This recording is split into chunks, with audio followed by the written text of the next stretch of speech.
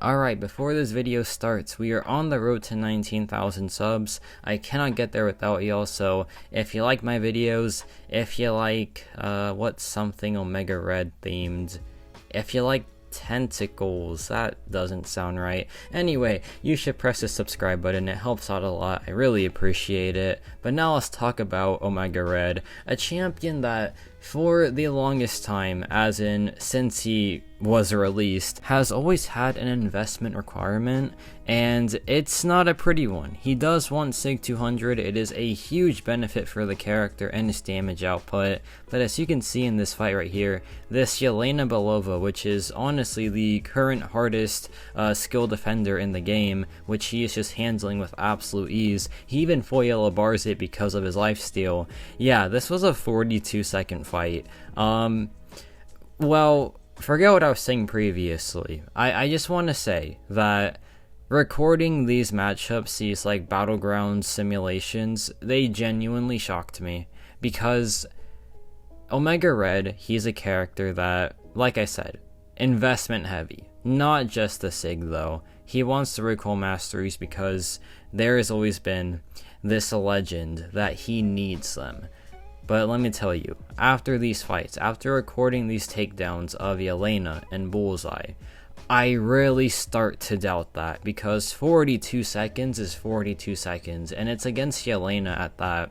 So I think this champion does want max Sig, and I would really just stop it at that. I think he just needs max Sig. And the payoff that we're seeing so far, it's pretty dang neat, man. And the craziest part is, you haven't even seen him with the recoil masteries and with the Deadpool synergy, because those two things are obviously insane for this champion, as it's been proven plenty of times throughout this character's illustrious career. He's had a very good time in the battle realm, and it's for plenty of reasons outside the synergy and outside the recoil masteries, right? Like, for example, in this Thanos fight, the control of the fight that he has, it's just so good, right? Because technically, you don't even have to touch the opponent. You can just spam parry, do a heavy attack every so often, and they melt. They take damage every single second, every single half second at that,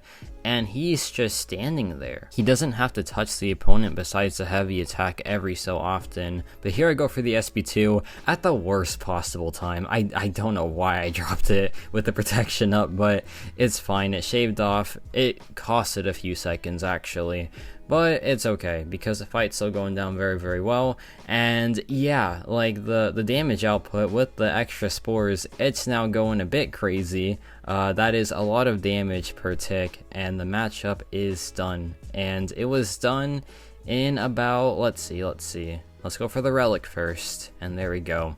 I think it was about 68 seconds.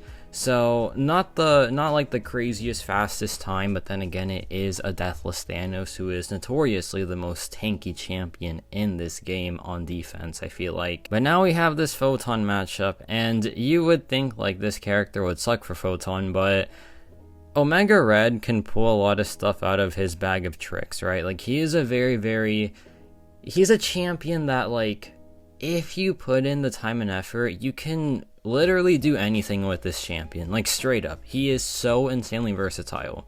I am nowhere near at that level. I think like plenty of master players have insane ball knowledge with this character. I don't have that amount of ball knowledge with this character yet, but maybe one day I'll get there. I think he is a really fun champion to try and master, and like once you master this character, he can do an absolute ton for you because of his playstyle, because of his damage form. He is a really good character to learn. I would say that. And given that I said he's a good champion to learn, I am showing my colors a bit. I am showing the fact that I do believe this character is still worth investing into in 2025, and let's show why right here. Now we have the synergies, now we have the recoil masteries. By the way, that photon was like a minute, but a full yellow bar, incredible stuff for a mutant champion, not even his wheelhouse, right? But now we have his wheelhouse, we have the synergies, we have the recoil masteries, we have the skill fight. And yeah, it is absurd. I'll just tell you what, it's a really crazy result, and of course it is, right? It's a champion that we've invested everything into. It should pay off, and I feel like it does pay off very well. Here we go for the SP2 in just a second. Get some nice crits going, get that beautiful burst of damage at the end. I love his SP2. If he didn't have the SP2, I don't know if I'd like this character as much, because my god, it is just one of the coolest looking SP2s in the game. That last hit is just absolute cinema. But yeah, now we have this Gushala here. It is the, what's the node called? I'm not going to try to pronounce it, I'm not going to embarrass myself here, but it is the node where, like, whenever the opponent has an armor up, they have a 100% chance to bleed you. And this node in 9.2 has enhanced bleed, so most mutant champions just cannot take this fight unless they have bleed resistance, which Omega Red does have. And so yeah, there we go, fight done in like 30 seconds. And I haven't even talked enough about like what this character does, because I've kind of been talking about other stuff. What have I been talking about? I don't even know, man. Have I just been yapping? Well, the answer is kind of yes, but I do want to talk about the fact that what this character does, a lot of it is a bit, I wouldn't say outdated, but it's just not super necessary right now. Like his ability to reduce direct damage by 100% on his tentacle hits. We don't really see a need for that currently. It's mainly for champions like Korg, like Atuma, like Magic. Not really necessary in this current day and age when those champions are just out of the meta. Additionally, I mean, that's really the only thing that's out of meta, not gonna lie, because his passive damage is still super useful. His damage output is still absolutely surreal. By the way, let me just make this very clear. This fight, what it does is it has masochism over time. So chance to purify, but guess what? Per spore, we reduce the purify chance, and once we have 10 of those, the purify is just gone. And additionally, whenever she drops a special attack, she goes unblockable for like 6 seconds, I believe.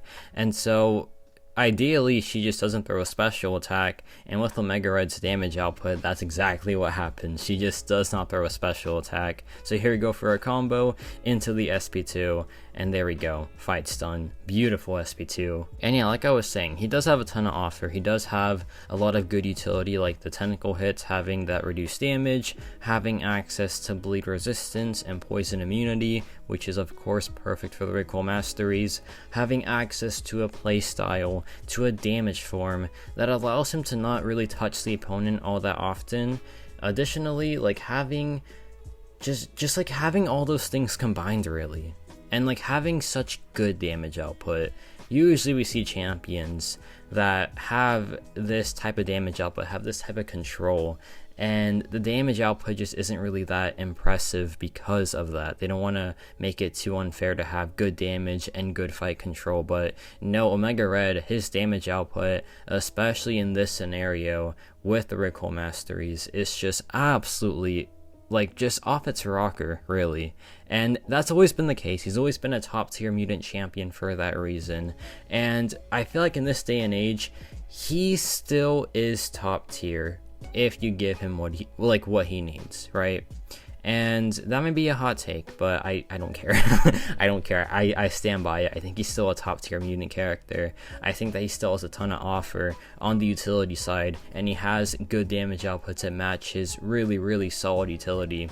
So I think this champion is definitely still worth investing into. I think he's always had that very scary ask of 200 SIGs, but there are plenty of good characters to give SIG stones to in the mutant class. Obviously, a lot A lot of them are like both attack and defense. Of course, Omega Red is a pure attacker, and that does like make it somewhat of a downside being only an attacker when like other champions in the mutant class are both, like for example Mr. Sinister. But I think this champion does enough on attack to warrant the investment. And yeah, I do want to see how he like holds up in like 2026, but in 2025 he is doing just fine, because yeah, the current meta skill defenders still get absolutely crushed by him.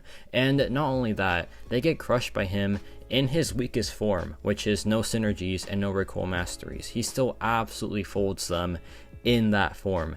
And like, that's not even, like I said, his best form. His best form is right here when he has the recoil masteries, when he has those synergies. And yeah, this matchup is like 1.3 million health, and it's going by like it's an Act 5 fight, bro. It is insane. It is absolutely insane. And it's done. It's done just like that. That was, I think, a 1 minute and, let's see, a 1 minute 15 takedown of Bullseye. That's incredible. For 1.3 million health, dude, yeah, that's a bit surreal. So, this character, still worth investing into, for sure. He's a phenomenal champion. He'll do a ton of work for you on attack, and for the people that like questing, the people that want to get quests done quickly, I feel you, I understand. He's the guy.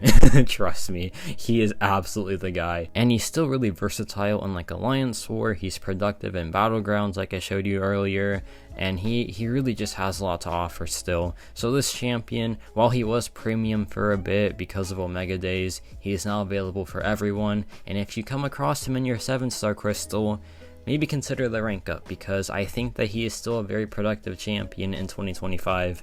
But yeah, let me know your thoughts on Omega Red, and yeah, that's about it for me.